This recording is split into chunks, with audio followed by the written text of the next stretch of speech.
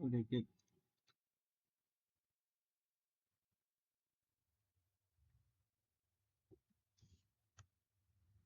तो hello guys, हम फिर से आ गए आज कुछ नया सीखने के लिए। आज हम सीखने वाले हैं कि कमेंट्स क्या है, अलग अलग टाइप्स के ऑपरेटर क्या है, उसका अब हम स्टडी करने वाले हैं। तो देखिए, सबसे पहले हम स्टार्ट करते हैं कमेंट से कि कमेंट्स क्या होते हैं। कमेंट्स एक्चुअली वो होते हैं जो हमको बताते हैं कि एक्चुअल में हमारे प्रोग्राम में क्या लॉजिक है।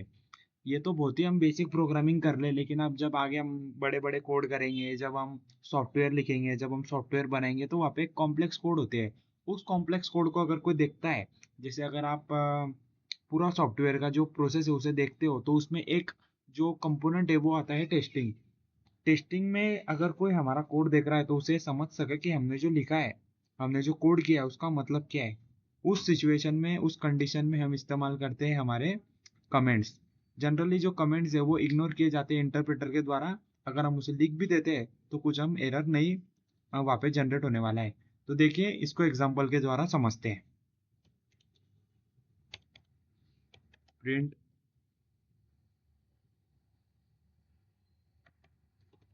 देवांग तिवारी। तो बेसिकली यहाँ पे साफ साफ दिख रहा है कि ये जो है मेरा नाम प्रिंट कर रहा है। तो अगर मुझे इसको बताना है कि ये जो मेरा लॉजिक है वो कर क्या रहा है, ऐसे तो हमको दिख रहा है कि ये नाम प्रिंट कर रहा है, लेकिन कॉम्प्लेक्स में हमको पता नहीं चलेगा, तो उस सिचुएशन में इस्तेमाल करते हैं slash. This is print my name. So अगर मैंने इसको रन किया तो कोई मुझे एरर नहीं मिलेगा, लेकिन अगर मैंने उसको यहाँ पे हटा दिया तो मुझे पक्का एरर मिल जाएगा। तो आई होप अगर आपको समझा हो कि कमेंट्स क्या होते हैं। तो कमेंट्स वो होते हैं जो बेसिकली इग्नोर किए जाते हैं, जो भी इसको डिबगिंग कर रहा है, जो भी इसको कोड करा रहा है, आउटपुट किया जा रहा है उसके द्वारा। ये सिर्फ समझने के लिए होते हैं कि हमारा जो लॉजिक है वो कर क्या रहा है। अब मूव ऑन करते हैं हम ऑपरेटर्स की ओर। तो इसे तो बहुत टाइप के ऑपरेटर होते हैं पाइथन प्रोग्रामिंग में, लेकिन हम सबसे पहले ऑपरेटर देखने वाले हैं जिसका नाम है अर्थमेटिक ऑपरेटर। अर्थमेटिक ऑपरेटर को हम मैथमेटिकल ऑपरेटर कहे जाते हैं। जो हमने बेसिक मैथ्स जो हमने फर्स्ट सेकेंड में पढ़ा था, उसको हम कोडिंग के द्वारा भी करने वाले। पहले हम नोटबुक में करते थे, अभी हम वो कंप्यूटर में करने वाले हैं। तो जैसे आपको पता है कि अगर मैथमेटिक्स में हमको इक्वल टू करना है नोटबुक में, तो हम इक्वल टू ऐसा कर देते हैं। सेम वैसा ही इधर भी है, लेकिन not equal to, greater than equal to, less than equal to, वो वहाँ पे थोड़ा फर्क है। तो चलिए उसको देखते हैं। तो सबसे पहले हम आते हैं हमारा फर्स्ट ऑपरेटर जिसका नाम है प्लस ऑपरेटर। अगर मैं पहली वैल्यू ले लूँ a is equal to 23, b equal to 90, और सम के ले लूँ sum equal to a plus b, और अगर मैं यहाँ पे कर दूँ प्रिंट सम, और अगर इसे रन कराऊँ, तो यहाँ पे ऑटोमेटिक 113 आउटपुट आ जाएगा। समझ रहे हो आप? ये जो प्लस ऑपरेटर है वो इन दोनों को प्लस कर रहा है। ठीक उसी तरीके से जो हमारा दूसरा ऑपरेटर होता है उस वो होता है माइनस का। माइनस कर देगा, इन दोनों की वैल्यू को माइनस कर देगा। तो 90 माइनस 23, ए माइनस बी गया है ना, तो 23 माइनस 19 जो आउटपुट है वो हमें यहाँ पे डिस्प्ले होगा, -67। अगला जो है उसका नाम है मल्टीपल ऑपरेटर। मल्टीप्लाई को ऐसा किया जाता है, ए मल्टीप्लाई बाय बी कर दिया। ये सम एक वेरिएबल है, मैं इसे कुछ भी लिख सकता हूँ। मैं अगर इसे मल्टीपल लिख दूँ, मल्टीपल, और यहाँ पे अगर मैं इसे कर दूँ मल्टीपल, तो 90 मल्टीप्लाई बाय 23 जो आउटपुट है वो हमको यहाँ पे डिस्प्ले हो जाएगा। ठीक उसी तरीके से होता है डिवीजन। अब पाइथन दो टाइप के डिवीजन को सपोर्ट करता है। पहला होता है कि ये जिसमें हमको फ्लोटिंग वैल्यू मिलती है। इसका सिर्फ वेरिएबल का नाम सी कर देता हूँ, बार बार चेंज करना पड़ेगा। सी सी वो है जो हमारे अर्थमेटिक ऑपरेटर की वैल्यू जो है उसका जो उसको वो करता है। तो डिवीजन, डिवीजन इन फ्लोट, इसकी वैल्यू यहाँ पे रख देते हैं सी। तो देखिए यहाँ पे आउटपुट क्या आने वाला है, 0.22, 0.2555। लेकिन अगर यहाँ पे मैं दूसरा कर देता हूं जिसको बोलते हैं एब्सोल्यूट डिवीजन, तो हमारी वैल्यू सिर्फ 0 आएगी, क्योंकि पॉइंट की वैल्यू की ब्याद वो नहीं देता है, सिर्फ 0 आती है, क्योंकि जो डेसिमल के बाद के जो है वो उसे वो हटा देता है। उसके बाद हम जो नेक्स्ट ऑपरेटर देखने वाले हैं वो देखने वाले हैं मॉड्यूलो। मॉड्यूलो बेसिकली वो होता है जो हमको देता है हमारी क्वोशिएंट, सॉरी रिमाइंडर, जो हमको रिमाइंडर देता है उसे हम मॉड्यूलो से इस्तेमाल किया जाता है, रिमाइंडर। तो जो ए क्या है 23, बी क्या है 90, तो 23 मॉड्यूलो 19, इनका क्या रिमाइंडर आएगा वो हमको ये प्रोग्राम देने वाला है। Remainder is 23।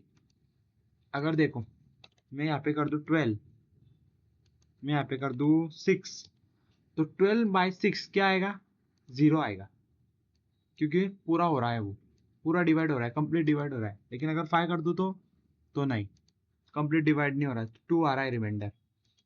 तो जो रिमाइंडर देना का काम वो करता है हमारा ये ऑपरेटर जिसको बोलते हैं मॉड्यूलो। अब देखते हैं एक्सपोनेंशियल क्या है। एक्सपोनेंशियल हमने मैथमेटिक्स में देखा है 2 टू द पावर हम 3 लिखते हैं ना, 2 टू द पावर 3। अगर हमको वही पाइथन प्रोग्रामिंग में करना है तो उसको करा जाता है डबल मल्टीप्लाई से इस्तेमाल, a to the power b, यानी कि इसका मतलब है 12 टू द पावर ऑफ 5। यहाँ पे मैं लिख भी देता हूँ 12 to the power of 5, power की स्पेलिंग गलत होगी, 12 टू द पावर ऑफ 5 वो आएगा सी में, और उसको हमारा आउटपुट हमको जनरेट करके देगा। तो इसका आया 24,800, 2,48,832 इसका आंसर है। अगर 2 टू द पावर 5 कर लिया तो इसका आंसर जो भी आएगा वो हमको दे देगा 32, 2 टू द पावर 5, 2032। तो ये होते हैं कुछ टाइप के अर्थमेटिक ऑपरेटर, जिसमें हमने प्लस देखा, जिसमें हमने माइनस देखा, जिसमें हमने देखा कि मल्टीप्लाई क्या होता है, जिसमें हमने दो टाइप के डिवीजन देखे। पहला है जो हमको फ्लोट वैल्यू देता है, दूसरा है जो हमको एब्सोल्यूट वैल्यू देता है। उसके बाद हमने देखा एक्सपोनेंशियल। ये जो प्लस है ये दोनों को प्लस करता है, सम माइनस करता है, मल्टीप्लाई मल्टीप्लाई करता है, ये डिवाइड करता है, लेकिन डिवाइड करने के बाद ये पॉइंट में वैल्यू देता है, और ये डिवाइड करने के बाद इंटीजर में वैल्यू देता है, और ये पावर देता है। अगर मैं इसको ऐसा करूं बी, इसका मतलब हुआ ए टू द पावर बी, इसका मतलब हुआ बी टू द पावर ए, इसका मतलब हुआ बी टू द पावर सी। तो ये होते हैं कुछ अपने अर्थमेटिक ऑपरेटर, जिसको मैथमेटिकल ऑपरेटर भी कहा जाता है। अब अगले ऑपरेटर्स की ओर बढ़ने से पहले वो थोड़े से इससे थोड़े से एडवांस है, ज़्यादा एडवांस नहीं है, वैसे आपको समझ में आएगा जो मैं सिखा रहा हूँ।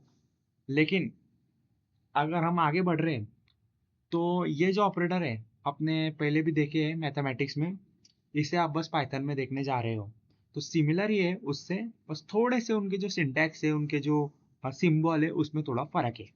तो समझ लीजिए हम जो अब हम शुरुआत करने जा रहे हैं वो ऑपरेटर की जिसका नाम है comparison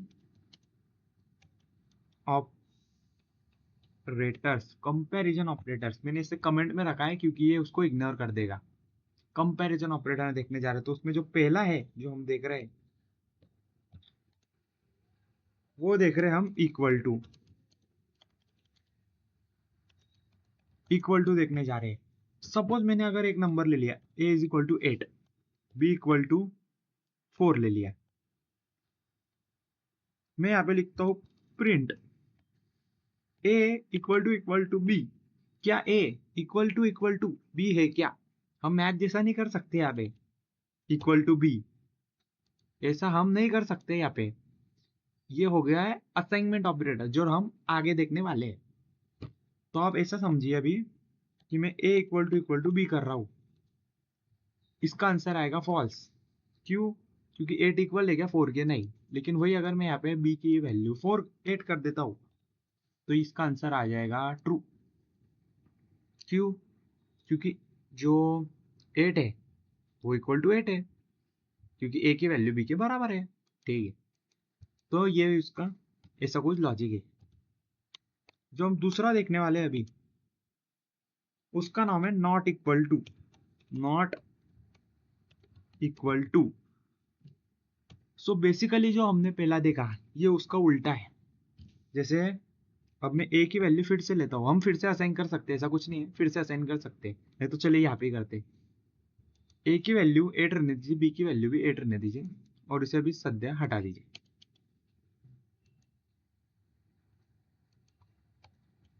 print A is not equal to B. क्या A not equal to B है? इसका आंसर है फॉल्स, क्योंकि A is equal to B है। लेकिन अगर मैं ए की वैल्यू चेंज कर दूं तो इसका आंसर आएगा ट्रू, क्योंकि 5 नॉट इक्वल टू बी है। तो ये बहुत बेसिक है, ये आपको सिर्फ एक कोड में ही और एक प्रिंट स्टेटमेंट में ही आराम से आपको समझेंगे, क्योंकि आप इतनी तो अब आपकी थिंकिंग लॉजिक 101% बिल्ड हो चुकी है, जिसकी वजह से ही आप इतने मैच्योर होके खुद से सीखने का कोशिश कर रहे हो। और हम जो देखते हैं तीसरा ऑपरेटर, जिसका नाम है ग्रेटर देन।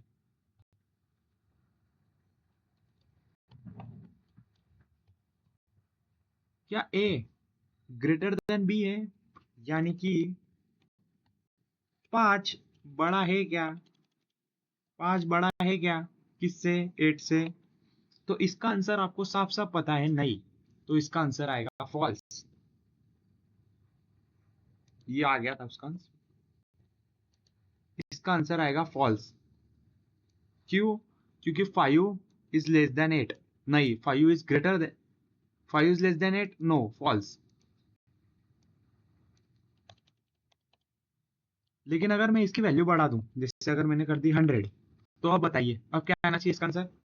इसका आंसर आएगा ट्रू, क्योंकि 100 इज ग्रेटर देन 8। अब हम अगला देखते हैं।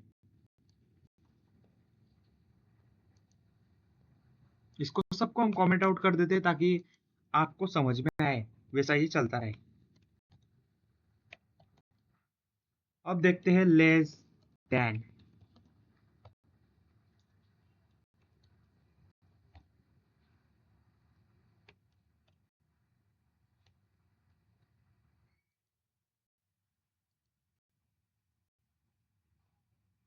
क्या ए लेस देन बी है? यानी कि जो 100 है वो क्या छोटा है 8 से? 100 आपको लग रहा है कि ऐसा कर रहा है, लेकिन इंटरनली वो ऐसा चेक कर रहा है उसको। इसका बताइए आंसर क्या है, ट्रू है कि फॉल्स है? आपको तक पता है फॉल्स है, तो कंप्यूटर को कैसे नहीं पता होगा? तो देखिए इसका आंसर आ गया फॉल्स। लेकिन अगर मैं बी की वैल्यू यहाँ पे 800 कर दूं तो देखिए, अब देखिए कमाल, इसका आंसर आ गया ट्रू, क्योंकि जो वैल्यू है 800 वो बहुत ज्यादा है 100 से, इसके वजह से इसका आंसर आया है ट्रू।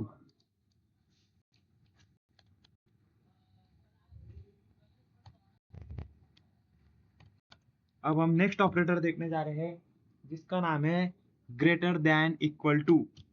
जो हमने मैथ्स में देखा था पहले, ग्रेटर देन इक्वल टू, हमने जब बचपन में जब सीखा था।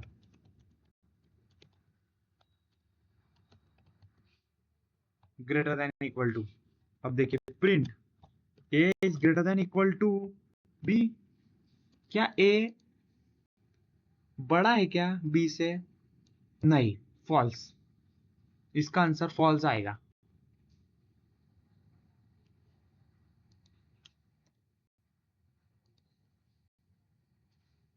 इसका आंसर आया फॉल्स, क्योंकि ए की वैल्यू यहाँ पे कितनी थी? ए की वैल्यू यहाँ पे थी 100। क्या 100 बड़ा है क्या 800 से? नो। क्या वो इक्वल है क्या 800 से? तो ये भी नहीं है, इसके वजह से इसका आंसर आ गया फॉल्स। अब अगर यहाँ पे दोनों की वैल्यू सेम होती तो भी आंसर ट्रू आता था। क्योंकि वो ग्रेटर नहीं है, लेकिन इक्वल टू तो है ना। 100 इज इक्वल टू 100, तो इसका आंसर आएगा ट्रू। इसका आंसर आ गया ट्रू। बस इतनी सिंपल सी बात है। ऐसा जरूरी नहीं है कि वो दोनों ही सेटिस्फाई करे। उन दोनों में से अगर एक भी सेटिस्फाई कर जाता है तो आंसर ट्रू आता है। जैसे अगर वो ए बड़ा भी है, जैसे ए की वैल्यू अगर मैं बड़ी भी कर दूं, 1000 भी कर दूं, तो भी इसका आंसर आने वाला है ट्रू, क्योंकि ए जो है वो बड़ा है बी से। ए जो है ना वो बड़ा है बी से। अगर वो उसके इक्वल भी है तो भी आंसर ट्रू आएगा।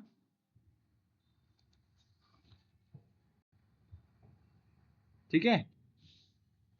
और अब छठा ऑपरेटर देखने जा रहे हैं, सिक्स, जो कि इसका भाई है less than equal to. Less than equal to print करिए।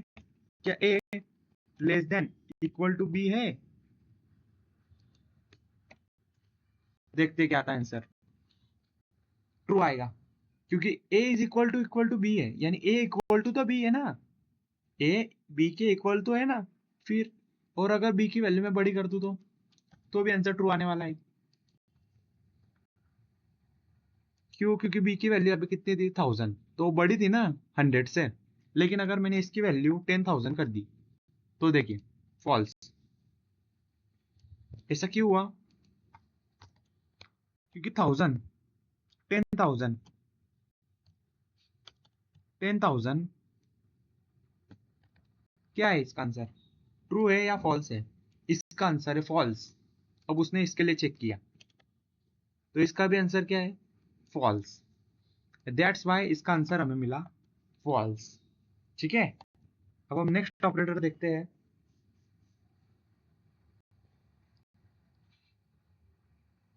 असाइनमेंट ऑपरेटर है, तो ये 6 ऑपरेटर है जो कि कंपैरिजन ऑपरेटर में आते हैं। अगर मैं आपको समझ दूं तो एक इक्वल टू होता है जिसको हम डिनोट करते हैं, जो हमको बताता है। इसको नीचे लिखना चाहिए मुझे, क्योंकि ऐसा लिखने में एरर आएगा। वो बोलेगा A and B is not defined, क्योंकि वो पहले ही हमने पहले प्रिंट किया है और असाइन बाद में किया है, तो बोलेगा A is and B is not defined. तो क्या ए इक्वल टू बी है? तो वो बताने के लिए इक्वल टू। अगर A is not equal to B है, वो बताने के लिए नॉट इक्वल टू। क्या ए बड़ा है क्या बी से? वो बताने के लिए ये सिंबल ग्रेटर देन। क्या ए छोटा है क्या बी से? वो बताने के लिए लेस देन। क्या ग्रेटर देन इक्वल टू, क्या ए बड़ा है, या मेरी बात ध्यान से सुनिए, क्या ए बड़ा है या फिर इक्वल टू है क्या बी से?